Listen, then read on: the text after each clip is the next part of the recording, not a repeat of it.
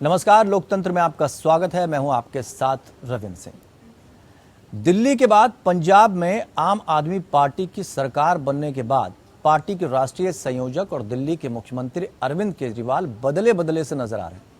इस जीत के बाद केजरीवाल का बात करने का लहजा और राजनीतिक इच्छा शक्ति भी बदल गई है। आपने अभी से ही 2024 में होने वाले लोकसभा चुनाव की तैयारियां शुरू कर दी हैं। महाराष्ट्र के नागपुर में एक कार्यक्रम के दौरान जहां केजरीवाल ने 2024 के लोकसभा चुनाव के रोडमैप की एक झलक पेश की, तो साथ ही आम आदमी पार्टी के अकेले चुनाव लड़ने की बात कहकर बीजेपी के खिलाफ फ्रंट तैयार कर रहे विपक्षी दलों को भी चौंका दिया। ऐसे में साफ है कि केजरीवाल का फोकस अब दिल्ली से निकलकर राष्ट्रीय हो गया है। सवाल उठता है कि क्या केजरीवाल का ये अति आत्मविश्वास उनको मंजिल तक पहुंचाएगा? क्या केजरीवाल का ये नया अवतार 2024 में कारगर साबित होगा? राजनीतिक जानकारों की माने तो केजरीवाल को अचानक लगने लगा है कि वो अब कांग्रेस पार्टी का विकल्प ही नहीं बल्कि पीएम मटेरियल भी है। शायद तभी उन्होंने कहा कि भारत को जल्द से जल्द दुनिया का नंबर 1 देश बनना चाहिए और वो इसमें एक महत्वपूर्ण भूमिका निभाना चाहते हैं। इस रिपोर्ट पर नजर डालते हैं, उसके बाद फिर चर्चा में एक खास पैनल होगा हमारे साथ, उस पर आगे बढ़ेंगे। ये रिपोर्ट देखिए।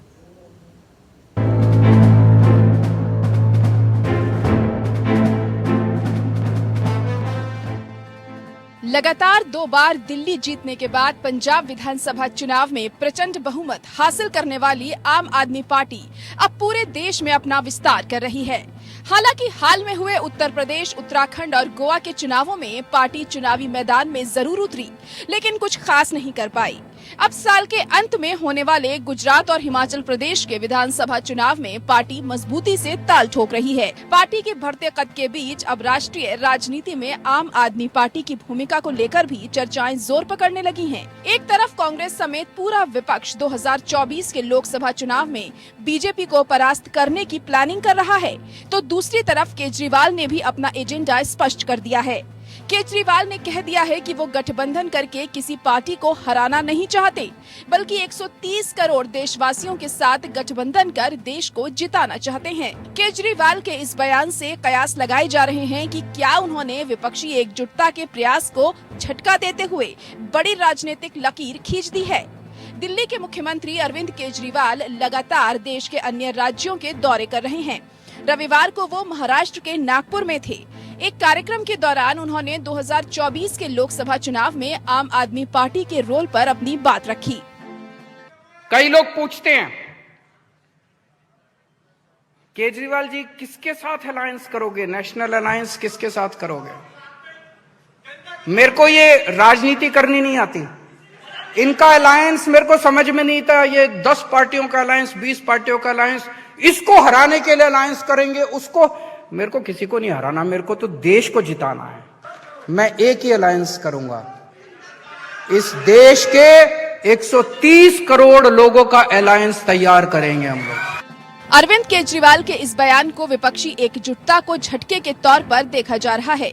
दरअसल जब से केंद्र में नरेंद्र मोदी सरकार आई है, बीजेपी का विजयी रथ आगे ही बढ़ता जा रहा है। 2014 के बाद 2019 के लोकसभा चुनाव में बीजेपी को और ज्यादा प्रचंड बहुमत हासिल हुआ था। साथ ही प्रधानमंत्री नरेंद्र मोदी के रूप में बीजेपी के पास वो चेहरा भी है जिसकी काट अभी तक विपक्ष नहीं निकाल पाया है। राष्ट्रीय पार्टी के नाते कांग्रेस के ऊपर बीजेपी से लड़ाई का सबसे बड़ा जिम्मा जरूर है, लेकिन राहुल गांधी हो या प्रियंका गांधी, चुनावी राजनीति में दोनों ही चेहरे लगातार फीके नजर आ रहे हैं। दूसरी तरफ पश्चिम बंगाल में ममता बनर्जी ने बीजेपी को करारी शिकस्त देकर अपनी प्रबल दावेदारी ठोक रखी है। इसी मिशन के तहत ममता बनर्जी विपक्षी दलों को एकजुट रखने की कोशिश भी कर रही हैं।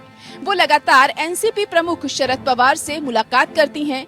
सपा प्रमुख अखिलेश यादव के लिए चुनाव प्रचार उन्होंने किया। आरजेडी नेता तेजस्वी यादव से लगातार संपर्क में रहती हैं। लेकिन ममता बनर्जी की ताकत को देखा जाए तो उनकी पार्टी तृणमूल कांग्रेस अभी सिर्फ पश्चिम बंगाल तक ही सीमित है। गोवा चुनावों में टीएमसी ने भी जोर आजमाइश की थी, लेकिन कुछ खास फायदा नहीं हुआ। ममता बनर्जी से तेलंगाना के मुख्यमंत्री केसी राव और शिवसेना नेता और महाराष्ट्र के मुख्यमंत्री उद्धव ठाकरे ने भी मुलाकात की, लेकिन फिलहाल ममता की पार्टी बंगाल के आगे नहीं बढ़ पाई है, जबकि आम आदमी पार्टी का दायरा 2 राज्यों तक बढ़ गया है। बीजेपी और कांग्रेस को छोड़ दिया जाए तो आम आदमी पार्टी एकमात्र दल है जिसकी सरकार अब 2 राज्यों में हो गई है। अन्ना आंदोलन से निकली इस नई नवेली पार्टी ने दिल्ली के 2 चुनावों में एक तरफा जीत हासिल की तो हाल ही में पंजाब विधानसभा चुनाव को भी लगभग क्लीन स्वीप करते हुए जीता। इस जीत ने पार्टी का मनोबल आसमान पर पहुंचा दिया है। यही वजह है कि केजरीवाल अब गुजरात और हिमाचल जैसे राज्यों में मजबूती से ताल ठोक रहे हैं और देश की राजनीति पर भी उनकी नजर है। नागपुर के कार्यक्रम में बीजेपी का नाम लिए बिना केजरीवाल ने कहा है कि एक बड़ी पार्टी है जो गुंडागर्दी का समर्थन कर रही है, दंगे प्लान कर रही है और बलात्कारियों का स्वागत कर रही है। केजरीवाल ने कहा कि देश ऐसी गुंडागर्दी से नहीं चल सकता। अगर आप तरक्की, स्कूल और अस्पताल चाहते हैं तो मेरे साथ आइए। केजरीवाल ने 130 करोड़ देशवासियों से गठबंधन का आह्वान करते हुए कहा कि भारत को जल्द से जल्द दुनिया का नंबर 1 देश बनना चाहिए और वह इसमें एक महत्वपूर्ण भूमिका निभाना चाहते हैं। माना जा रहा है कि मुख्यमंत्री अरविंद केजरीवाल ने अपने ताज़ा बयान से एक तरफ जहां 2024 के चुनाव में खुद को विपक्षी एकजुटता से अलग दिखाने का प्रयास किया है, वहीं आम आदमी पार्टी के काम को आगे रखते हुए देश के सामने एक विकल्प रखने का भी काम किया है। ऐसे में आम आदमी पार्टी के नेताओं का मानना है कि अगर गुजरात में सफल हो गए तो 2024 का रास्ता अपने आप आसान हो जाएगा। गुजरात में पार्टी के प्रदर्शन के आधार पर ही तय होगा साल 2024 में अरविंद केजरीवाल का भविष्य। अगर गुजरात में पार्टी का प्रदर्शन अच्छा रहा तो केजरीवाल विदेशों का दौरा कर साल 2024 का माहौल तैयार करेंगे। विदेशों में भारतीय मूल के लोगों को दिल्ली मॉडल के बारे में बताकर साल 2024 का खाका तैयार किया जाएगा। आपका प्लान है कि देश में और देश के बाहर एक माहौल बनाया जाए। इसके लिए विपक्षी दलों के कई बड़े नेताओं के साथ पार्टी के कुछ नेता संपर्क कर रहे हैं। इसके साथ ही साफ सुथरी छवि के IAS और IPS अधिकारियों पर भी केजरीवाल की नजर है। Bureau report.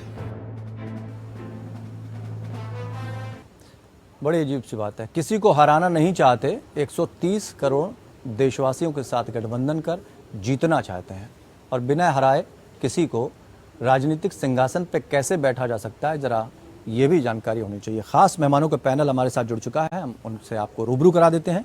रमन मलिक प्रवक्ता बीजेपी हमारे साथ जुड़े हुए हैं और डॉक्टर अजय उपाध्याय कांग्रेस की तरफ से अपना पक्ष रखेंगे।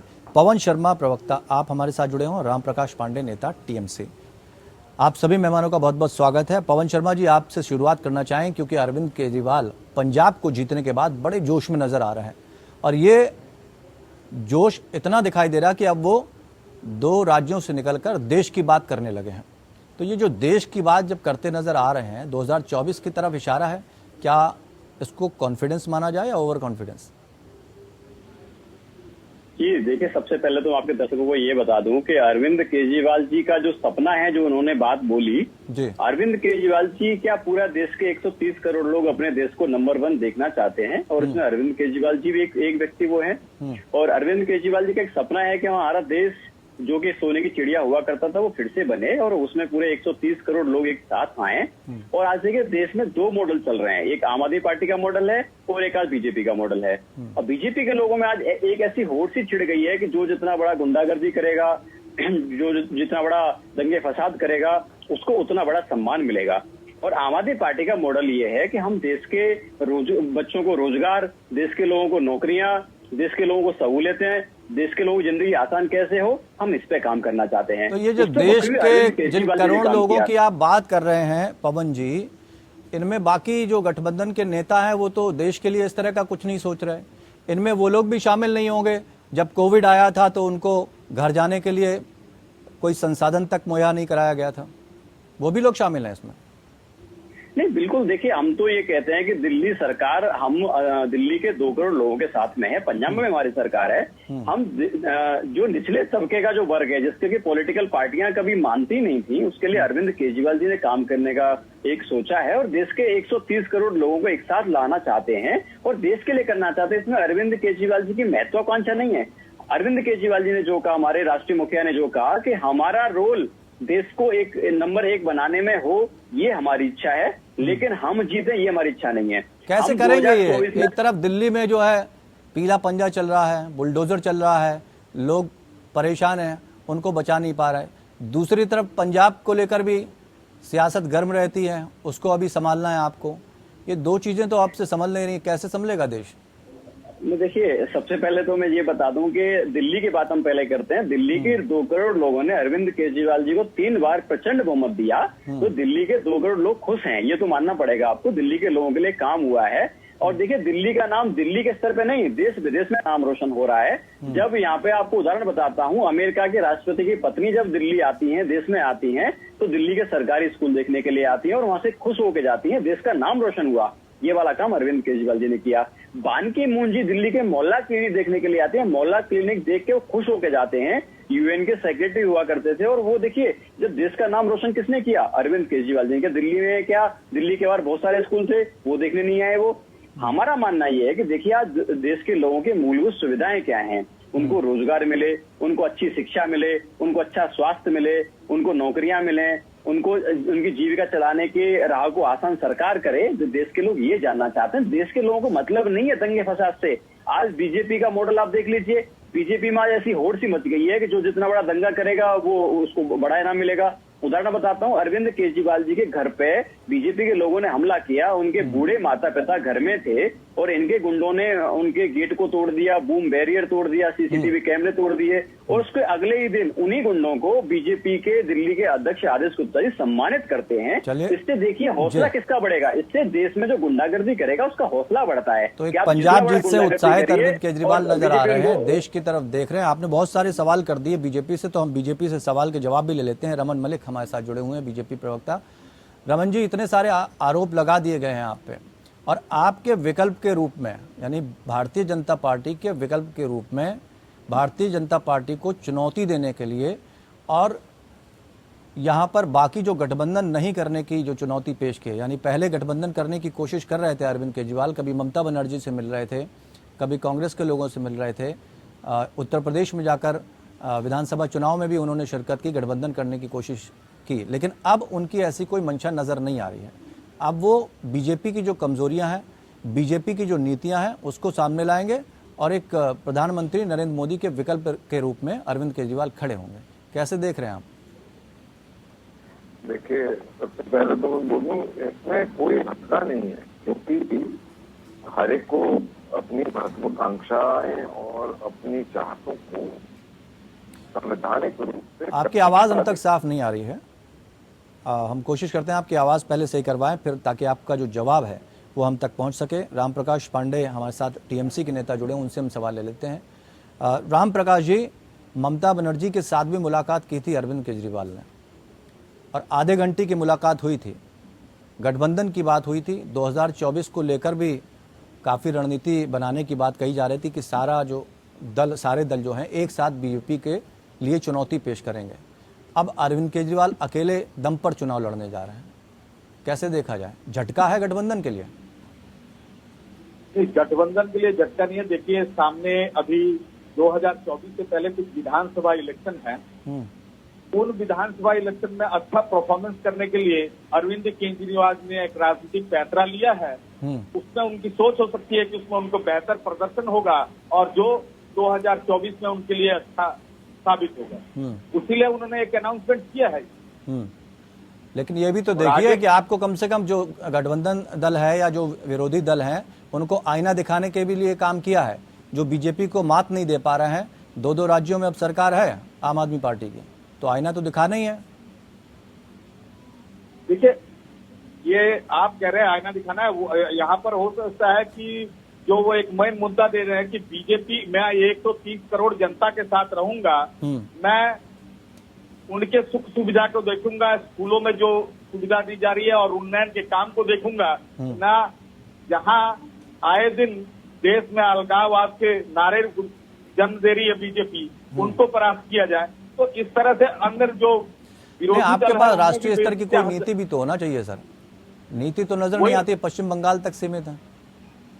यही तो देखिए, आपके अपने नेता नीति अगर सामने उत्तर आई प्रदेश तो तक में बंगाल से विरोध भी कर रहे इसी तरह की नीति आएगी कि हम भी आसाम में, त्रिपुरा में जाएंगे तो इस तरह से ही हम भी बोलेंगे कि भाई तमाम जनता के साथ हम आएंगे, हमें किसी को हराना क्या है, जनता के साथ जाना है।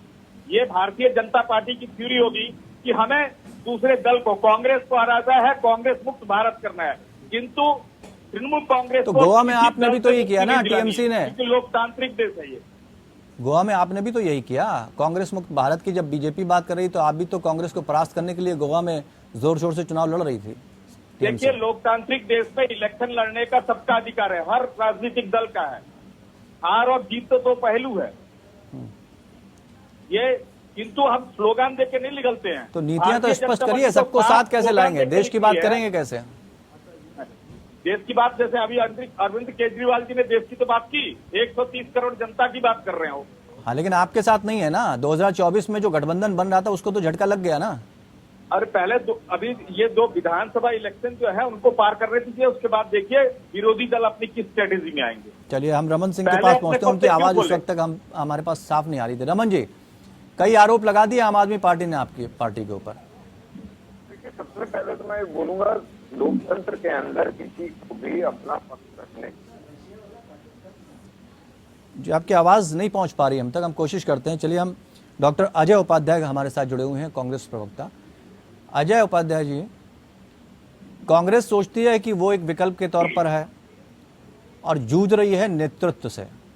गठबंधन को लेकर उसके सामने कई चुनौतियां थीं और कोशिश ये की जा रही थी कि गठबंधन के साथ कांग्रेस मजबूत हो, लेकिन अब अरविंद केजरीवाल 2024 में अकेले चुनाव लड़ने की शायद बात कर रहे हैं, इसलिए देश की बात कर रहे हैं। गठबंधन के लिए झटका है और कांग्रेस के विकल्प के तौर पर भी अरविंद केजरीवाल खड़े होना चाहते हैं। कांग्रेस क्या करेगी अब? अरविंद जी एक पॉलिटिकल पार्टी को बिलोंग करते हैं, देश की जनतांत्रिक प्रक्रिया है, उस प्रक्रिया के तौर पे यदि उनकी राय है उनको अकेला आना चाहिए, लोगों के साथ मिलकर आना चाहिए, तो उनकी अपने निर्णय है और उनकी अपनी राजनीतिक सूझबूझ है, समझ है। जहां तक पूरे देश की और भारत की राजनीति के दृष्टिकोण से हम देखेंगे तो कई पार्टियां जो भाजपा से लड़ती है, सबने को लड़ते लड़ते वो कांग्रेस से लड़ने लगती है, सबने देखा है अलग अलग राज्यों में। जबकि ये सच्चाई है कि कांग्रेस की स्थिति तो काफी दयनीय हो चुकी है। पीके को लेकर आना चाहते थे, वो तो बता दिया कि नेतृत्वहीन है कांग्रेस, आपका कोई चेहरा ही तय नहीं हो रहा, नेतृत्व करे कौन, कोई हाथ में लेने के लिए तैयार नहीं कि हम भाई कांग्रेस की नैया पार लगा दें। मजबूती कैसे लाएं? लेने की जरूरत नहीं है कांग्रेस पार्टी को। और जो प्रश्न आप पूछ रहे हैं, यदि आम आदमी पार्टी गठबंधन पर पूछ रहे हैं तो अलग बात है, और यदि आपको कांग्रेस को गाली देने के लिए यहाँ कुछ प्रश्न इस तरह के पूछने हैं कि कांग्रेस डूब गई, कांग्रेस में कुछ नहीं है, अगर इन सवालों में कांग्रेस को गाली लगती है क्या सर? नहीं, इस पर अलग से डिबेट आप कराइएगा। ये अच्छे सवाल है जो जनता भी जानना चाहती है कि कांग्रेस में कोई तो ऐसा चेहरा दिखे जो कम से कम कांग्रेस की नैया पार लगा सके। क्या कौन सा चेहरा नहीं है, कितने चेहरे हैं कांग्रेस को चेहरे की जरूरत है। आप कांग्रेस का चेहरा देखना है तो जो पत्रकार लोग ऐसा प्रश्न पूछते हैं उनको अपना चश्मा निकाल देना चाहिए। मैं एक लाइन में जवाब दूंगा इसका, लेकिन सच्चाई है कि पूरे देश में गठबंधन की राजनीति पर आज चर्चा है और विकल्प के तौर पे कांग्रेस होगी, आम आदमी पार्टी होगी, टीएमसी होगी या देश का गठबंधन की बात अजय जी तब की जाती है जब नेतृत्व के लिए आगे कोई लीडर होता है, और कांग्रेस इन चीजों से जूझ रही है। आपको याद है पंजाब की स्थिति क्या हुई आपकी? अब आप कहेंगे फिर आप चश्मा लगाकर देख रहे हैं। पंजाब की स्थिति ये हुई कि जो एक मजबूत सीएम वहां पर बैठा था उसको आपने हटाकर दूसरी राजनीति खेली और चरणजीत सिंह चन्नी को ले आए। उसके बाद क्या कांग्रेस का हाल हुआ? उत्तर सुन लीजिए अब जी, पांडे, उत्तर सुना जाए जी। एकदम आपने कहा वो एकदम मजबूत सीएम थे, लेकिन मजबूत सीएम के चेहरे बाद में दिख गए जिस कारणों से उनको हटाया गया। वो कहाँ गए और कितने मजबूत थे कि अपना सीट नहीं बचा पाए? ये दो प्रश्न है, इससे ज्यादा उत्तर मैं भी इस पर नहीं देना चाहूंगा। सबने देखा है, आपने कांग्रेस पार्टी के बैनर पर मुख्यमंत्री बना और आप जो है भाजपा की गोद में चले गए, सबने देखा है। और ये पहले से साठगांठ थी, अचानक तो चले नहीं गए। ये बात कांग्रेस नेतृत्व को पता हो गई थी 1 साल 1.5 साल कांग्रेस के नेतृत्व को पता ये हो गई जब सिद्धू इधर से उधर कर रहे थे, उसी दौरान ये सारी चीजें आई ना राजनीति में। नहीं, ये तो अस्थिर हुआ कहीं? आप इसको ऑब्जर्वेशन में नहीं लेंगे। पार्टी का एक अपना नियम है, कायदे कानून है, उससे यदि उस कायदे कानून से बाहर भाजपा में भी कोई चला जाए तो रमन जी को भी भाजपा नहीं रखेगी, ये सच्चाई है। आम आदमी पार्टी के पवन जी है, उनको भी नहीं रखेगी, पांडे जी टीएमसी के उनको भी नहीं रखेगी, और मुझे भी नहीं रखेगी कांग्रेस। क्यों रखेगी? तो हर पार्टी का अपना एक रूल रेगुलेशन है, एक उसके अनुशासन का दायरा है। आप अंदर अंदर साठगांठ किसी और से कर रहे हो और वो दिख गया चुनाव के पूर्व वो कहाँ थे, और उनकी ताकत भी दिख गई जब अपने सीट से एमएलए हार गए। तो ऐसा नहीं है, ये सच्चाई को भी पब्लिक में आना चाहिए। हाँ, ये जरूर है वहाँ की इस कारण से, इस अंतर कला से हमें हानि भी हुई। चलिए, कांग्रेस संभाल ले, ये बहुत बड़ी बात है, लेकिन अरविंद केजरीवाल शायद यही आईना दिखाने की कोशिश कर रहे हैं कि शायद देश के पास तीसरा विकल्प अब है नहीं, इसलिए अरविंद केजरीवाल देश की राजनीति के लिए सामने आने वाले हैं और गठबंधन को झटका देने की बात यहाँ पर चल रही है एक विकल्प के तौर पर कि भारतीय जनता पार्टी को हराने के लिए अगर केजरीवाल को लाते हैं, और इसीलिए शायद वो कहना चाह रहे हैं देश की बात जब कर रहे हैं। ये प्रश्न बहुत अच्छा किया आपने, चाहे दिल्ली में हो या पंजाब में हो या गोवा में हो, अरविंद केजरीवाल जी किसको हरा रहे हैं और किसको जिता रहे हैं सबको पूरे देश को पता है। और किसके साथ आपके सामने तो चुनौती होगी ना सर, पंजाब तो चला गया ना आपके यहाँ से। हाँ, आपके यहाँ से पंजाब चला गया। मैं वही तो बोल रहा हूँ, बोलने देंगे सब तो हर बात का आंसर यदि एक लाइन में देना है तो चलिए हम ऑब्जेक्टिव बिल्कुल ऑब्जेक्टिव प्रश्न तो है नहीं बीपीएससी का जिस तरह लीक हो गया है। मंथन बहुत सारा करना है सर, अभी तो मंथन शिविर में मंथन किया जाएगा, ये समझना होगा। लेकिन जिस तरह की बातें अरविंद केजरीवाल कर रहे हैं उससे ये समझना होगा कि क्या जनता उन पर भरोसा करेगी, क्या वास्तविक रूप से वो विकल्प है, और कहाँ कहाँ आम आदमी पार्टी ने चुकी है। एक छोटा सा ब्रेक का वक्त हो रहा है, हम वापस आएंगे तो हम रमन जी के पास एक बार फिर से चलेंगे और जानने की कोशिश करेंगे, क्योंकि उनका जवाब अभी तक हमें स्पष्ट रूप से नहीं मिल पाया है कि भारतीय जनता पार्टी की जिस तरह की राजनीति है, क्या उनकी कमजोरियों को भुनाने की कोशिश अरविंद केजरीवाल सरकार करेगी या अपने काम को गिनाते हुए आगे चलेगी। सवाल ये उठता है कि जब केजरीवाल ये कहते हैं कि मैं राजनीति नहीं जानता, असल में बात कहीं इसके उलट तो नहीं है कि आम आदमी पार्टी के अरविंद केजरीवाल अब शायद राजनीति सीख गए हैं, अरविंद केजरीवाल देश की बात करने लगे, यानी अब ऐसा तो नहीं वो पीएम बनने का सपना देखने लगे हैं। और अगर वो ऐसा सोच रहे हैं तो क्या गठबंधन से अलग होकर अपनी एक नई लकीर खींचने की कोशिश कर रहे हैं? अगर वो ऐसा भी सोच रहे हैं तो जनता कितना उनसे इत्तेफाक रखेगी, क्या कमजोरी है, क्या फ़ायदे, क्या नुकसान, सब जानने की कोशिश करेंगे। और उनका ये जो ख्वाब है ये आने वाले वक्त में सफल होगा या नहीं, ये तो वक्त बताएगा। खास मेहमानों का पैनल हमारे साथ जुड़ा हुआ है, रमन मलिक, प्रवक्ता बीजेपी, जिनसे ज़्यादा स्पष्ट रूप से बात नहीं हो पाई थी क्योंकि उनकी आवाज़ हम तक नहीं पहुंच रही थी। रमन जी, हम एक बार फिर से आपसे ही शुरुआत करना चाहेंगे।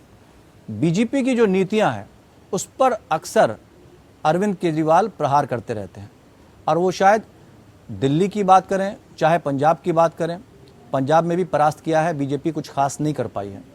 तो क्या लगता है कि भारतीय जनता पार्टी को समझ लेना चाहिए कि अब उनके सामने चुनौती पेश करते नजर आएंगे अरविंद केजरीवाल?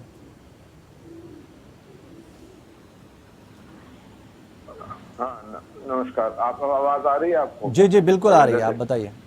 ये पिछली 2 बारियों से कुछ ऐसा ही हो रहा है कि आपके यहाँ मेरी आवाज नहीं आती और मेरे को आपके यहाँ की आवाज नहीं पहुँच पाती। जी, बहरहाल मैं काफी देर से सारों की बातें सुन रहा था और मैं चाहूंगा कि अब मेरा जवाब जो है उसको एक बड़े धैर्य से सुना जाए जी, और बीच में कोई तीखा टिप्पणी ना करी जाए। हाँ, जी। देखिए, सबसे बड़ी बात सपने, अरविंद केजरीवाल का सपना, जी, राम राम जपना पराया माल अपना, ये सपना। जी। उसके बाद चिड़िया की बात करते हैं, सोने की चिड़िया, और वो चिड़िया हथियाने के चक्कर में, क्योंकि वो सोने की हो सकती है इसलिए चाहिए। क्योंकि देखिए, आप दिल्ली में अलग अलग आरटीआई आई कैसे अपने आप को, मीडिया को कैसे पैसे परोसते हैं, क्या करते हैं, ये सब आपके सामने आरटीआई के माध्यम से आते हैं। अब मॉडल की बात करते हैं। मॉडल में बार बार बोलते हैं ये गुंडाइज्म और ये और वो। मॉडल जो है वो पंजाब का देखो कि सीएम तो भगवंत मान को दिखाते हैं और रिमोट कंट्रोल, जो ऐसा रिमोट कंट्रोल होता है ना, उससे भगवंत मान को खुद चलाते हैं। जैसे कभी सोनिया जी चलाती थी, तो अलबत्ता किस्मत ये हुई कि 2 बड़े अच्छे सरदार सामने आए, लेकिन असरदार नहीं दिख पाए। भारतीय जनता पार्टी ऐसा कोई काम नहीं करती है ना? नहीं, ऐसा कोई काम नहीं करती है। अब आगे सुनते जाइए, अभी तो शुरुआत है। देखिए, 25 मिनट से मैं सुन रहा था, अब 2 मिनट आप लोग भी सुनिए। नहीं तो बीच में सवाल बनेगा तो वो तो सर पूछा ही जाएगा ना। आपने जो आरोप लगाए हैं आम आदमी पार्टी, मैं लिख रहा हूँ, मैं सवाल लिख रहा हूँ, आप भी अपने सवाल लिखिए, मैं जवाब जरूर दूँ। बीच में बीच में मत करिए टफा जी। टिप्पणी। फिर दिल्ली की बात करते हैं, दिल्ली मॉडल की बात करते हैं। दिल्ली मॉडल के लिए बोलते हैं एजुकेशन। 3 टप्पर में बच्चे बैठे होते हैं, दरियों पे बच्चे बैठे होते हैं, वर्ल्ड क्लास एजुकेशन है। और ये वीडियो मैंने बकायदा दिखाया, रमेश बेदूरी जी ने भी दिखाया, बहुत स्पष्ट रूप से है। दूसरी बात बोलते हैं मेडिकल। कोरोना के काल में जो मेडिकल के हालात सामने आए थे कि मोहल्ला क्लिनिक के अंदर बकरियां घास कर रही हैं और शराब की बोतलें पड़ी हुई हैं, वो मेडिकल का हाल है। वाटर का हाल जो है, पानी का, वो आपको सामने पता है कि पीला नीला काला पानी आता है और लोग रोते रहते हैं। वो दिल्ली जल बोर्ड शायद केजरीवाल संभालते हैं। तो वो अकेले ऐसे मुख्यमंत्री हैं जिनके पास कोई विभाग नहीं है, जो विभाग है उसका बेड़ा गर्क करा हुआ। उसके अलावा सत्येंद्र जैन जी की बात कर लें कि वो अब मैक्स में गए। हालांकि आप इलाज कहाँ कराएंगे, ये आपकी निजी, नहीं, कम से कम मोहल्ला क्लिनिक तो खोल दिया उन्होंने। उनका कहना कि हमने बेहतर सुविधाएं दी हैं। मोहल्ला क्लिनिक में जाते क्यों नहीं सत्येंद्र जैन जी? वहाँ नहीं गए ना, अभी सुनते जाइए, अभी पॉइंट है। पंजाब के सीएम, सुनिए, पंजाब के सीएम जो हैं, जब तक पूरा होश नहीं संभाला है अभी तक पंजाब में, 50-60 दिन की सरकार है, बाहर उड़ने का शौक ज्यादा है। 45 लाख रुपया खर्च कर दिया सिर्फ गुजरात के चक्कर काटने। आम आदमी पार्टी ने हिमाचल प्रदेश में जो बैनर लगे हैं ना खालिस्तान को लेकर, उस पर भी सवाल खड़े किए। वो भी बताता हूँ, रुक जाइए। देखिए, मैं बहुत कह रहे हैं कि सबकी बातें मेरे को जवाब दे। वहां पर तो सीसीटीवी कैमरे नहीं है सर। रुकिए, बीजेपी ऑफिस के ऊपर जर्नैल सिंह ने और आशुतोष ने ईंटबाजी करी थी। ये होते हैं गुंडे, लफंगे, लुच्चे। और अब आपको बताता हूँ, बंगाल के अंदर किलिंग होती है, उसका वो डेमोक्रेसी है।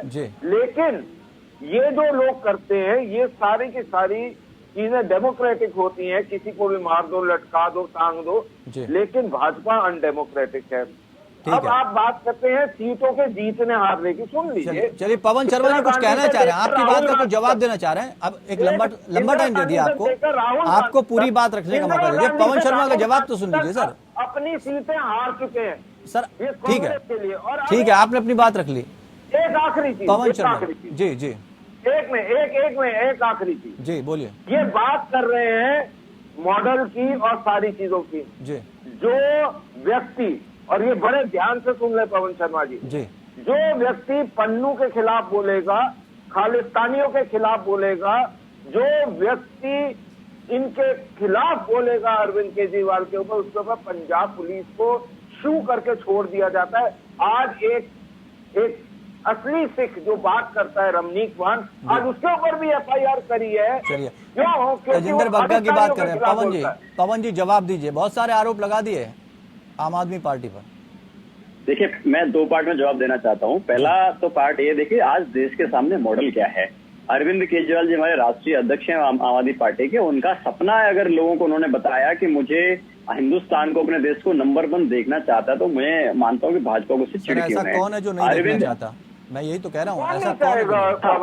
मुझे बात पूरी करने दीजिए। देखिए, वो होगा कैसे? वो सिर्फ टीवी पे बैठ के नहीं होगा, उसको साकार करना पड़ेगा, उसके लिए रात दिन की मेहनत करनी पड़ेगी। अब इसमें मॉडल क्या है? देखिए, आपको सबसे पहले देश की शिक्षा व्यवस्था पे काम करना पड़ेगा। दूसरा, आपको स्वास्थ्य व्यवस्था पे काम करना पड़ेगा। तीसरा, आपको महंगाई कंट्रोल करना पड़ेगा। चौथा, आपको रोजगार पे काम करना पड़ेगा, नौकरियों पे काम करना पड़ेगा। ये एक मॉडल है, हमने मॉडल साकार करके दिखाया है। पवन जी, आपने फ्री बिजली, मुझे कंप्लीट करने दीजिए। आपने फ्री बिजली 300 यूनिट फ्री बिजली की बात करी उत्तर प्रदेश में, और 200 यूनिट बिजली की बात करी दिल्ली में। अब आप कह रहे हैं कि लोगों के खत आ रहे हैं कि सब्सिडी छोड़ना चाहते हैं, यानी कहीं ना कहीं ये लगने लगा है कि अब बिजली संकट आ रहा है, फ्री बिजली नहीं दे पाएंगे। तो आपने एक भूमिका बनानी शुरू कर दी। आप राष्ट्र की बात कर रहे हैं, दिल्ली नहीं समझ रहा। मुझे पूरी बात बोलने दीजिए, मुझे बीच में रोकिएगा मत। आपसे मेरे हाथ जोड़ के विनती है। देखिए, आज दिल्ली में बिजली की बात कर रहे हैं। 2 पार्ट में जवाब देना चाहूंगा मैं, इनका भी जवाब देना चाहूंगा, रविंद्र जी का भी।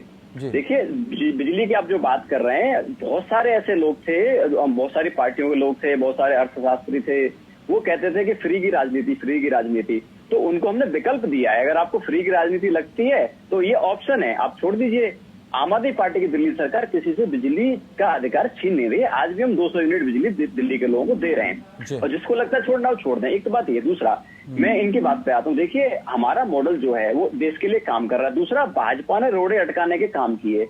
इन्होंने सर आपका कौन सा मॉडल देश के लिए काम कर रहा है? सर अभी तो दिल्ली पंजाब में ही है, अभी से ही देश में पहुंच गए आप। जी रविंदर जी, देखिए हम देश की राह दिखा रहे हैं आपके। देखिए, दूसरे राज्यों के मंत्री यहाँ पे दिल्ली में आते हैं, वो देखने के लिए आते हैं, हमारे स्कूल देखने के लिए आते हैं, मोहल्ला टीवी। हमको खुशी होती है कि भाई हमने कुछ अचीव कर लिया। आपको अच्छा लगता है, आप अपने राज्य में करिए। आप जो कह रहे हैं देश को आपका मॉडल राह दिखा रहा है, यही बात तो प्रधानमंत्री बनने से पहले नरेंद्र मोदी जी ने गुजरात मॉडल की बात की थी। उन्होंने कहा हम देश को रास्ता दिखाएंगे, और आज भी वो कहते हैं देश को रास्ता दिखाएंगे। जब वो कहते हैं कि हम ऐसे लोगों पर अतिक्रमण, जो अवैध अतिक्रमण है उसके खिलाफ कार्रवाई कर रहे हैं, तो आप ऐसे लोगों के पक्ष में खड़े हो जाते हैं। हम अजय उपाध्याय जी के पास भी जा रहे हैं। रविंदर जी, मुझे एक मुद्दे पर जवाब देने दीजिए। मैं आपसे समय चाहता हूँ, थोड़ा सा बीच में रुकिएगा। आता हूँ आपके पास पवन जी। देखिए, अतिक्रमण वाली बात बताता हूँ आपको। दो चीज में है। देखिए, एक तो सत्येंद्र जैन जी की इन्होंने बात करी। दिल्ली के सत्येंद्र जैन जी मंत्री हैं, उनपे भाजपा की केंद्र सरकार ने सीबीआई की रेड करवाई। 4 दिन पहले उनको उन्हीं की सीबीआई से क्लीन चिट मिली, कोई इनको सबूत नहीं मिला। देखिए, दूसरा दिल्ली सरकार की 400 फाइलों की एक जो खास बात है। 5 सेकंड दीजिए रविंदर जी, आपसे विनती करता हूँ प्लीज 5 सेकंड दीजिए आप। देखो, दिल्ली सरकार की जिस तरह से घोटाले की बात करते हैं, भाजपा की केंद्र सरकार ने सुंगलू कमेटी बनाई थी और दिल्ली सरकार की 400 फाइलों की जांच करवाई थी, और उनको उन जांच में कुछ नहीं मिला, एक पैसे की गड़बड़ी नहीं मिली। तो ये तो हमारा मॉडल खुद भाजपा के प्रधानमंत्री मोदी जी ने उनको सत्यापित किया है कि भाई ये ईमानदार लोग हैं। वो बात हम मान लेते हैं। अगर लेकिन एक बात और यहाँ पर अरविंद केजरीवाल ने कही कि हमको राजनीति नहीं आती, हमको राजनीति नहीं आती, लेकिन धीरे धीरे करके अरविंद केजरीवाल जी ने सारे रोड़े हटा लिए अपने। धीरे धीरे अरविंद केजरीवाल जी ने सारे रोड़े हटा लिए। प्रशांत भूषण, शशि भूषण, किरण बेदी, अलका लांबा, कुमार विश्वास। और ऐसे में अगर अरविंद केजरीवाल ये कह रहे हैं कि हमें राजनीति नहीं आती, तो ये बड़ा अजीब सी बात नहीं हो जाती? या ये कहें कि नहीं, अब अरविंद केजरीवाल राजनीति करना सीख गए? नहीं, मुझे बोलने दीजिए। देखिए, हमारे आम आदमी पार्टी के राष्ट्रीय अध्यक्ष दिल्ली के मुख्यमंत्री अरविंद केजरीवाल जी का जो बयान है उसको समझना पड़ेगा। उन्होंने कहीं भी नहीं कहा कि मुझे प्रधानमंत्री बनना है। उनको प्रधानमंत्री बनना ही नहीं है। उन्होंने ये तो कहा कि हमें राजनीति नहीं आती। हम यहाँ पे किसी को 130 करोड़ लोगों का दिल जीते। चलिए अजय जी के पास आते हैं। हम देश के लिए काम करना चाहते हैं। और देखिए, बिल्डोजर वाले में आपको जवाब देना चाहता हूँ। दिल्ली में क्या है कि पिछले 15 साल से भाजपा का शासन एमसीडी में रहा है, और जब किसी का मकान बनता है तो एमसीडी का बिल्डिंग डिपार्टमेंट है, उसकी अनुमति से मकान बनता है। बिना उसको पैसे दिए मकान बना नहीं सकते दिल्ली में, जो कि बीजेपी की एमसीडी है। दूसरा, दिल्ली में किसी भी छोटी से बड़ी दुकान के सामने आप 1 इंच आपने एमसीडी के साथ तालमेल बिठाने की कोशिश की है? कई बार ऐसी भी चीजें सामने आई है ना सर। मुझे पूरी बात करने दीजिए, लेकिन आपको जवाब दे रहा हूं मैं। देखिए, आप अपनी दुकान के बाहर 1 इंच सामान बाहर खिसका नहीं सकते बिना एमसीडी को पैसे दिए। ये तो इनका राज है। 15 साल से ये उसको इनके नेताओं ने पैसे ले लेके उस सबको एनक्रोचमेंट को बसाने का काम किया। आज जब 8 दिन बचे हैं इनके कार्यकाल में, तो बिल्डोजर लेके बाहर निकलते हैं। बिल्डोजर लेके लोगों को धमकाते हैं, आप उनको पैसे दीजिए नहीं तो आपके मकान तोड़ देंगे, पैसे दीजिए नहीं तो आपका दुकान तोड़ देंगे। कोंडली का घटना है। कोंडली एक विधानसभा एरिया दिल्ली में, उस कोंडली में इनके नेता बुलडोजर लेके पहुंचे और वहाँ के लोगों से इन्होंने पैसे मांगे। वहाँ के मार्केट एसोसिएशन ने लिखित में शिकायत दी है। चलिए, इसका जवाब हम लेंगे, इसका जवाब लेंगे। अजय जी के पास जा रहे हैं, उनकी बात बहुत देर से वो अपनी बात नहीं रख पाए। बस 5 सेकंड अजय जी। और दूसरा, आते हैं बहुत टाइम दे दिया हमने, आपको भी दे दिया और बीजेपी को भी दे दिया। आप जरा बाकी जो दलों के नेता हमारे साथ बैठे उनको भी हमें समय दे लेने दीजिए, क्योंकि जनता को ये समझना होगा कि सही क्या है, गलत क्या, और असली विकल्प जो खड़ा होगा बीजेपी के समक्ष वो कौन होगा। कांग्रेस से मैं ये सवाल पूछना चाहता हूं अजय जी कि पार्टी के पास बड़े मुद्दे हैं भुनाने के लिए, लेकिन पार्टी अभी तक उन मुद्दों को भुना नहीं पा रही है। कहां कहां कमजोर हो रही है और किन किन चीजों से आप निपटेंगे, और जिनसे भी गठबंधन करते हैं अब वो हाथ खींचने लगा है आपसे। तो 2024 में कैसे खड़ी होगी कांग्रेस पार्टी? बड़ा अच्छा प्रश्न है आपका, और वाकई राष्ट्रीय पार्टी होने के कारण मेरी भी चिंता और आपकी भी चिंता जायज है। कांग्रेस पार्टी का खड़ा रहना इस देश में एक मजबूत विपक्ष के लिए भी जरूरी है और देश के लिए भी जरूरी है। भाजपा राष्ट्रीय पार्टी है, हम राष्ट्रीय पार्टी है। क्षेत्रीय पार्टी की प्राथमिकता आप देख ही रहे हैं कि 1+1 बेचने में लगे हुए हैं, शराब की बोतल भी, तो सबने देखा है। जहां तक बात है भाजपा और आम आदमी पार्टी की, पूरा देश देख रहा है किस तरह से एक बड़का झूठा एक छोटका झूठा मिलकर के दोनों देश को किस तरह से भ्रमित कर रहे हैं। और आपस में जिस दिन WHO का रिपोर्ट आया था और कोविड के संक्रमण से लाखों लोगों की मौत का जो रिपोर्ट था, उसको छुपाने के लिए कैसे लोग नूरा कुश्ती किए, और एक राज्य और 2 राज्य और 3 राज्य की पुलिस आपस में लड़ती रही, इस इतिहास में देश में कभी नहीं हुआ। कांग्रेस पार्टी के पास विचारधारा है, वैचारिक कांग्रेस पार्टी तो विचारधारा ही से हट गई अपनी सर। राहुल गांधी तिलक लगाकर घूम रहे थे, मंदिर में जा रहे थे, वो तो बीजेपी की अपनी विचारधारा तो छोड़ दी कांग्रेस ने। गांधीवादी विचारधारा तो बहुत पीछे छोड़ दी सर। नहीं, गांधी जी राम को मानते थे, गांधी जी अल्लाह को मानते थे, सर्वधर्म समभाव की बात करते थे, हम उसी की बात करते हैं। सेकुलरिज्म का मतलब नहीं है कि हमारी व्यक्तिगत आस्था है तो उसको हम वो करें, उसको हम नहीं करें। हम हिंदू धर्म के हैं, ब्राह्मण हैं, हम पूजा पाठ करते हैं, ये हमारी व्यक्तिगत आस्था है। तो हिंदू धर्म का तो हर व्यक्ति पूजा करता है ना सर। जी जी, उसमें ऐसा तो नहीं कोई पार्टिकुलर व्यक्ति या पार्टिकुलर जाति पूजा करती है, वो तो सब कोई पूजा करते हैं। लेकिन जब राजनीति में उसका इस्तेमाल होने लगे, और जो गांधी परिवार कभी इस तरह का इस्तेमाल करता ही नहीं था, अपनी उसकी अलग विचारधारा थी, उस पर चलता था, उसको तो बहुत पीछे छोड़ दिया सर। इसीलिए तो कांग्रेस की ये हालत हो गई। गांधी परिवार हो या कांग्रेस हो, सदैव से जब स्वतंत्रता आंदोलन की बात थी तब से लेकर आज तक उन सारे मुद्दों पर, जो राष्ट्रीय मुद्दे हैं, जो सामाजिक मुद्दे हैं, जो धार्मिक मुद्दे हैं, उन पर एक स्पष्ट विचार रहा है, और उस विचार को लेकर तब से लेकर आज तक हम चल रहे हैं। हम दोहरा चरित्र नहीं जीते हैं सर। हर कोई जानता, दुनिया जानती है, जो अपनी विचारधारा से हटा उसका क्या हाल हुआ है। चलिए टीएमसी से भी हम जवाब ले लेते हैं, क्योंकि इक्विवेलेंट अगर हम देखें, कांग्रेस टूटकर जब टीएमसी तैयार हुई थी, टीएमसी के नेता भी विचारधारा की बात कर रहे हैं। अब गठबंधन कैसे बनेगा, टीएमसी से सवाल है हमारा। राम प्रकाश जी, गठबंधन को कैसे मजबूत करेंगे? एक तरफ आप गोवा में कांग्रेस के खिलाफ खड़े हो जाते हैं, आम आदमी पार्टी जो आपके साथ खड़े होने की बात कर रही थी, गठबंधन को मजबूत करने की बात कर रही थी, वो भी अब आपके साथ नहीं है।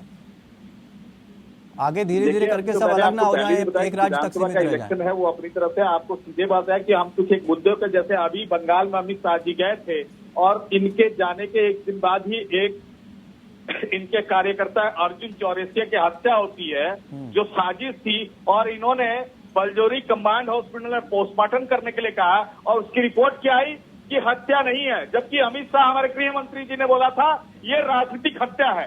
तो इस तरह का जो षड्यंत्र है वो लोगों के सामने हम लाएंगे, और आंचलिक तक जोरों से, भले हमारे कांग्रेस भाई बोल रहे हैं कि तो राष्ट्रीय पार्टी है, किंतु इस तरह से जो आंचलिक अपना संघ देके ताकत दिखा 2024 की रणनीति बता दीजिए जरा।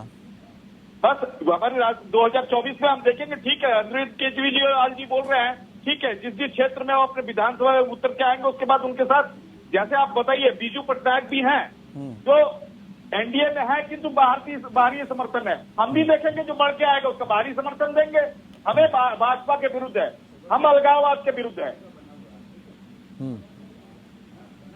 पवन जी इस तरह के जो लोगों की भारत को सर्वनाश की तरफ ले जा रहा है, बेरोजगारी की तरफ ले जा रहा है, भारत की अर्थनीति खराब कर रहा है, उसके विरुद्ध है।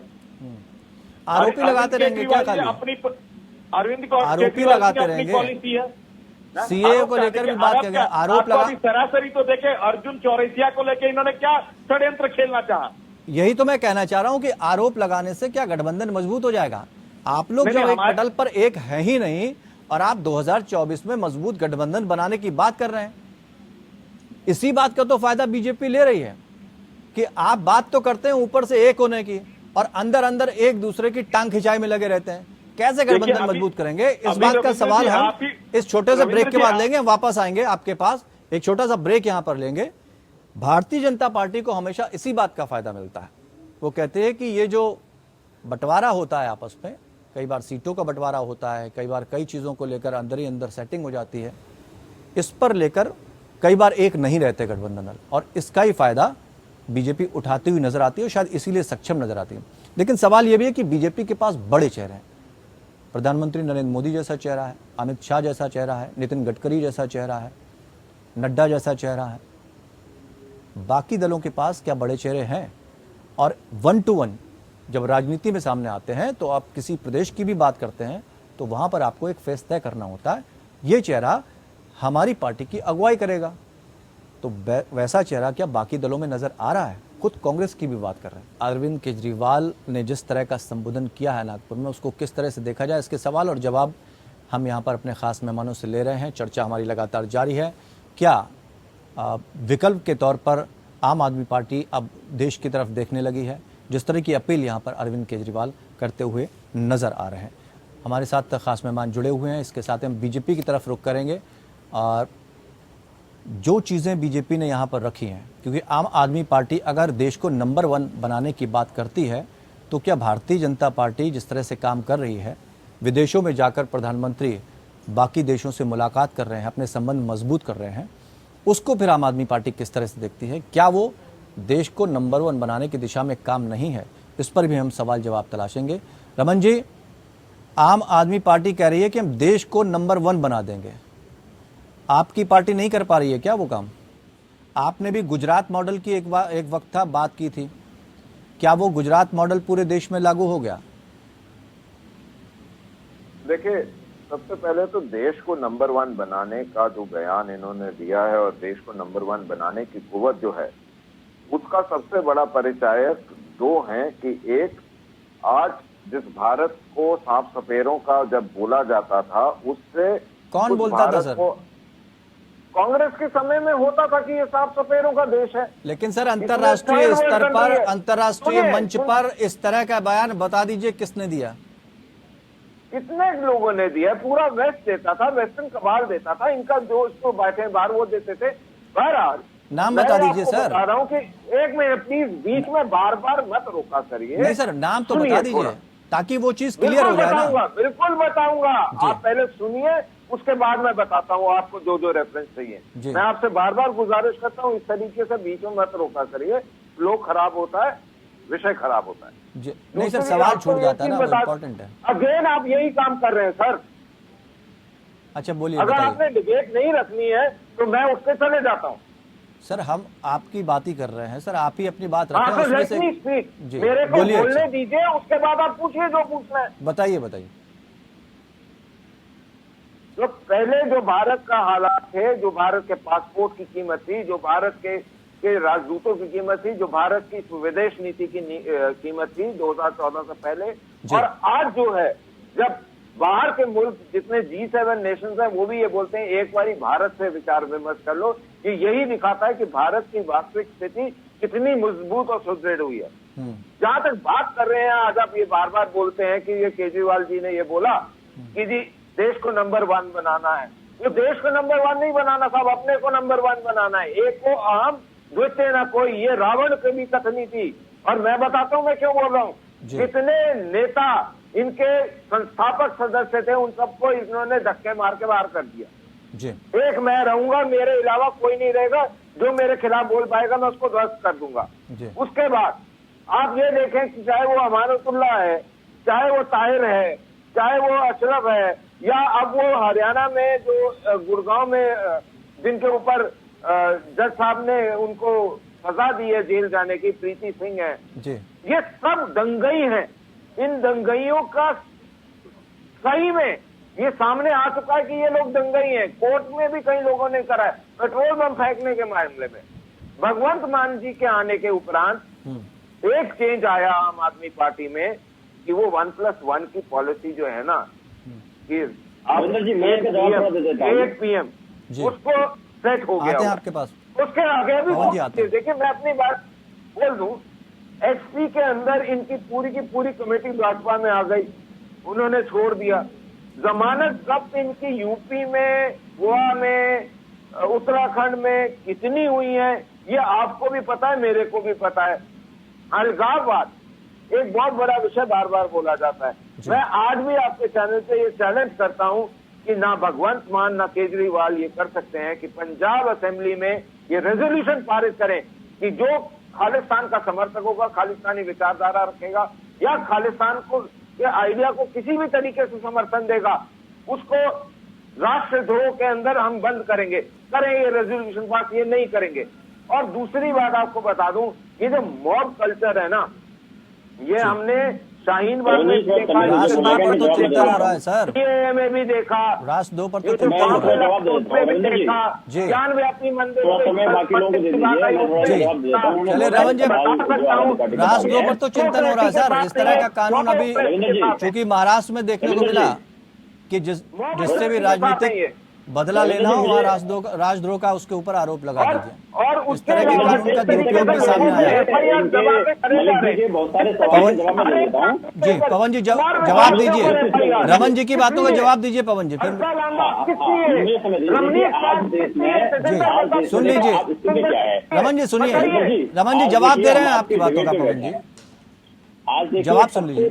पूरी डिबेट का समराइज मैं आपको बता दूं कि आज कौन सी पार्टी किस मुद्दे बात कर रही है। आज हम बात कर रहे हैं देश का विकास कैसे हो, देश में रोजगार कैसे हो, देश में स्कूल कैसे बने, देश में अस्पताल कैसे बने, और बीजेपी क्या बात कर रही है। एक चीज है। दूसरा, खालिस्तान नहीं, सबसे बड़ा सवाल पवन जी, एक मिनट, सवाल समझिए, हम मुद्दे से हट जाएंगे। सवाल समझिए, सवाल ये है कि 2 राज्य आपके हाथ में है, आप देश की नीति तय करने की बात कर रहे हैं, आप देश के विजन के लिए बात कर रहे हैं। क्या आम आदमी पार्टी उस मामले में सक्षम हो गई है, और क्या विजन है उसके पास देश के लिए? देखिए, जब बीज अंकुरित जब होता है, उसको जमीन में गाड़ा जाता है और उसको वो कुछ साल बाद वृक्ष बनता है, ये तो सबके सामने सत्य है। आज देखिए, जिस तरह से रमन जी ये बात कर रहे हैं, मलिक जी बात कर रहे हैं कि ये खालिस्तान वाली जैसे बात करते हैं, पटियाला में कुछ दिन पहले ये सब ये दंगा फसाद हुआ, और वहां पर जब रिजल्ट निकला, पुलिस ने इंक्वायरी करी, जांच बिठाई अपनी, उसके बाद दोनों ही पक्षों से भाजपा के नेता वहां पर निकले। नहीं, गठबंधन पे भरोसा क्यों नहीं है आपको? आप क्यों नहीं गठबंधन करना चाहते हैं? आखिर ऐसा कौन सा अलादीन का चिराग मिल गया जो गठबंधन से अलग हटके आप अकेले दम पर चुनाव लड़ने की बात कर रहे हैं? मैं आपकी बात पे आता हूँ, बात कर लीजिए। दिल्ली में जिस तरह से यहाँ पे जहांगीरपुर में दंगा हुआ, इनके भाजपा के नेता उसमें पकड़े गए। जहाँ पे दंगा फसाद होता है वहाँ भाजपा ही क्यों मिलती है? अब देखिए, दंगे फसाद से बाहर निकलिए। हम आज भी कह रहे हैं कि हिमाचल प्रदेश में इनकी भाजपा की सरकार है, वहाँ पे विधानसभा सबसे सिक्योर जगह होती है, वहाँ पे खालिस्तान के झंडे कैसे लग गए, कैसे गए, ये सब भाजपा की मिली भगत है। आज देश में 2 मॉडल है, जहाँ पे दंगा फसाद हुआ भाजपा, आज देखिए भाजपा ने मॉडल बना दिया है। अब भाजपा में रेस लग गई है, गुंडागर्दी करो, दंगा फैलाओ, किसानों को कुचलो, बलात्कार करो, उनको भाजपा सम्मानित करेगी। ये भाजपा करती आई है। भाजपा के नेता आज यही करते, भाजपा को विकास से मतलब नहीं। जिस तरह से चुनाव से पहले बात करते थे डॉलर आपको 1 रुपए के बराबर हो जाएगा, आज डॉलर 76 रुपए का पहुंच गया। बताए रमन जी, चुनाव से पहले बात करते थे, जानना चाहता है क्या है? आपने सिलेंडर 400 से 1000 पहुंचा दिया, देश जानना चाहता है कैसे हुआ? आपने डीजल पेट्रोल 70 से 110 कर दिया, बताइए इसका क्या उपाय आपके पास? पवन जी, रमन जी, एक मिनट, रमन जी एक मिनट, आप पूरे दंगे फसाद बात कर रमन जी, अगर जवाब नहीं है पवन जी सुन लीजिए एक बार, पवन जी एक बार बात सुनिए। देखिए, आरोप लगाने से कुछ नहीं मिलना, आप एक दूसरे के ऊपर आरोप लगाते रहे। विजन का कहीं ना कहीं अभाव नजर आ रहा है, विजन का कहीं ना कहीं अभाव नजर आ रहा है। 2 राज्यों में जीतने के बाद इस तरह की बातें अरविंद केजरीवाल करने लगे हैं। जनता को पता नहीं हजम होगी ये बात की नहीं होगी, लेकिन आपके पार्टी के ही नेता थे। रमन जी एक मिनट, पवन जी आपकी ही पार्टी में थे कुमार विश्वास, बहुत बड़े आरोप लगा दिए उन्होंने आप पे। आपकी ही पार्टी की थी अलका लांबा, वो छोड़ के चली गई आपको। तो वही कह रहे हैं, आपकी पार्टी के ही थे योगेंद्र, वो भी छोड़कर चले गए आपको, या आपने उनको निकाल दिया? FIR करिए, आप अंदर करिए। हम तो कह रहे हैं, आप देखिए, हमारे पास तो CBI की रेड भी कराते हैं ये लोग, हमारे पास पुलिस को पीछे लगा रखा है, हम तो तैयार बैठे हैं। अगर हमने कुछ तो इसीलिए अपहरण के केस पंजाब पुलिस पे दर्ज हो रहे हैं। अब जब अगर आप नीतियों के तहत काम कर रहे हैं या बदले की भावना से काम कर रहे हैं, ये भी तो बताइए। रविंदर जी, भाजपा के नेता ने तजिंदरपाल पवन जी इस बात का जवाब दे दीजिए कि बदले की भावना से पंजाब, चूंकि पुलिस हाथ में आते ही बदले की भावना से काम की जा रही है। नहीं रविंदर जी, बिल्कुल नहीं। मैं आपको जवाब पूरा देता हूँ, उससे मेरा जवाब सुन लीजिए। जब इनके भाजपा के नेता तजिंदरपाल बग्गा ने जब पंजाब में शांति माहौल बिगाड़ने की कोशिश करी, तो ये सब एक्शन उस पर हुआ। इन्होंने एक तरीका होता है ना गिरफ्तारी का, क्या बोला, एक तरीका होता है ना गिरफ्तारी का। उन्होंने अरविंद केजरीवाल जी को पता नहीं क्या क्या भला बुरा बोला, उन्होंने इनको माफ कर दिया। छोटे छोटे लोग करते रहते हैं, लेकिन ये पंजाब का एक सरकार का एक लक्ष्य है। चाहे आप कितनी बड़ी पार्टी से आते हैं, चाहे कहीं से भी आप ताकतवर आदमी है, हम पंजाब की। ठीक है पवन जी, आपकी बात हो गई। अजय जी, अब देखिए, अजय जी एक सेकंड, देखिए पवन जी, हो गया, टाइम कम है हमारे पास। पवन जी, आपका जवाब सुन लिया, बीजेपी का भी जवाब सुन लिया, दो और मेहमान हमारे साथ जुड़े हुए हैं। और अब कोर्ट खुला है कि अजय जी, इनको स्टे लगवाने के लिए अरविंद केजरीवाल के इस बयान को आप किस तरह से देखते हैं, सिर्फ ये जानना चाहेंगे। और कांग्रेस के पास बहुत बड़ी चुनौती है खुद को साबित करने के लिए, जिसको अरविंद केजरीवाल भुनाना चाहते हैं, कैसे आप मजबूत करेंगे, आपको क्या विकल्प है? बहुत अच्छा प्रश्न किया है। प्रश्न करने से पहले मैं 10 सेकंड में एक बात रख देना चाहूंगा, क्योंकि बाद में आप शायद ना बोलने दे। जी बोलिए बोलिए। आपका ये डिबेट 7 बजे का बहुत ही बेहतरीन लोकतंत्र का डिबेट है, और मैं वर्षों से इस डिबेट को इसीलिए ज्वाइन करता हूँ कि सब लोग मुद्दों पर रहकर अपनी बात रखते हैं। जी जी मुद्दों बताइए। से भटकते नहीं है, प्रश्न उत्तर भी मुद्दों पर ही होती है। जी। तो मुझे लगता है कि आगे भी ये जारी रहे, ताकि हम जैसे लोग भी अपनी बात को रख सकें। यहाँ विवाद तो चलता रहता है, राजनीतिक विवाद होता है, वैचारिक विवाद होता है। अजय जी, वक्त की कमी है, इसलिए मैं चाहूंगा कि बात रख लें। बहुत बहुत शुक्रिया, आपका आभार, आप इस तरह की बात रख रहे हैं। जी हो सकता है आपको बुरा लगे बात जी। अरविंद केजरीवाल की जो भावना है और जो सोच है, हर आदमी राजनीति में तो उसकी महत्वाकांक्षा होती है, और सब आदमी टॉप पर पहुंचना चाहता है। यदि नंबर 1 पर वो पहुंचना चाहते हैं तो उसमें मेरी कोई आपत्ति नहीं है, उनको मैं शुभकामना देता हूं। मोदी जी भी नंबर 1 पर पहुंचे, वो भी नंबर 1 पर पहुंचे, लेकिन अंततः जो प्रायोरिटी होनी चाहिए, देश कैसे नंबर 1 पर पहुंचे। बेरोजगारी नंबर 1 पर नहीं पहुंचे, महंगाई नंबर 1 पर नहीं पहुंचे, स्वास्थ्य और शिक्षा का क्या हाल था, स्वास्थ्य के मामले में देश देखा है दिल्ली में किस तरह ऑक्सीजन की लड़ाई और किस तरह ऑक्सीजन के नाम पे इन दोनों ने राजनीति की लड़ाई की सियासत की। तो देश को पता है, ये लोग विज्ञापन की लड़ाई कर रहे हैं और विज्ञापनों के माध्यम से लोगों को भ्रमित करना चाहते हैं। मुझे लगता है इस देश को फिर आवश्यकता पड़ेगी, समय आएगा और वास्तविक मुद्दों पर कैसे चर्चा होगी, इस पर हम आगे बढ़ेंगे। चाहे बेरोजगारी है, महंगाई है, डॉलर का देख ही रहे हैं 77 पार हो गया आज रुपया हमारा, तो इस पर एलपीजी गैस का, पेट्रोल डीजल का, सब जानते हैं। इन मुद्दों पर कैसे राहत देश के लोगों को मिले, मुझे लगता है इन मुद्दों पर यदि ये दोनों लोग बात करते कि इसको हमको कम करना है तो ज्यादा अच्छा होता, बजाय अपनी महत्वाकांक्षा को कि नंबर 1 मुझे आगे बनना है। जी अजय जी, राम प्रकाश पांडे जी, आप भी अपनी बात रख लीजिए। टीएमसी गठबंधन को कैसे मजबूत करेगी?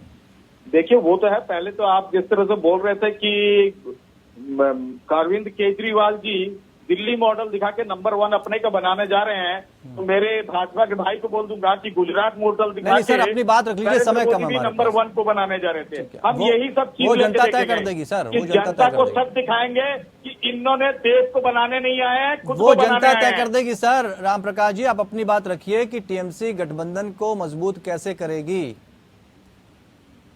देखिए, टीएमसी हर पार्टी के पास जिस तरह से अपने प्रस्ताव लेके जारी है, देश को आगे ले जाने का प्रस्ताव लेके जाएगी, जो साथ में आएंगे उनके साथ हम जाएंगे। चलिए, हम अपने बुथ स्तर में इसी अभी कुछ दिन पहले ही ममता बनर्जी ने उम्मीद है सर, उम्मीद है राम प्रकाश जी, उम्मीद है कि आप जो सोच रहे हैं वैसा हो, गठबंधन को मजबूत कर पाए। लेकिन कई दल जो है आपसे छिटक चुके हैं, कई लोगों की नाराजगी भी। बहुत बहुत शुक्रिया सभी खास मेहमानों का हमारे साथ इस चर्चा में शामिल होने के लिए। लेकिन सवाल वहीं का वहीं है और वक्त के गर्त में है कि अरविंद केजरीवाल जिस तरह का ख्वाब संजोकर बैठे हैं, उसके मायने क्या है? देश को सोने की चिड़िया बता रहे हैं और वो चाहते हैं कि जो देश है वो नंबर 1 बने। तो अरविंद केजरीवाल कैसे नंबर 1 बनाएंगे? सबसे पहले तो उन्हें ये तय करना होगा, देश के सामने एक विजन रखना होगा। लेकिन आखिर वो कैसे इतना कॉन्फिडेंट हो गए कि अब वो किसी दल से गठबंधन करना ही नहीं चाहते? या फिर इसका दूसरा पहलू ये है कि कोई उनसे गठबंधन नहीं करना चाहता? क्योंकि कई बार ऐसा देखा गया कि विधानसभा में वो गठबंधन करने पहुंचे लेकिन हुआ नहीं। तो अब फिलहाल एक विजन लेकर चल रही, कौन सा मॉडल लेकर जनता के बीच जाएंगे, ये भी सवाल है। फिलहाल राष्ट्रीय राजनीति में उतरने का मन अरविंद केजरीवाल बना चुके हैं। वो कहां स्टैंड करेंगे ये जनता तय करेगी। लोकतंत्र में फिलहाल इतना ही। नमस्कार।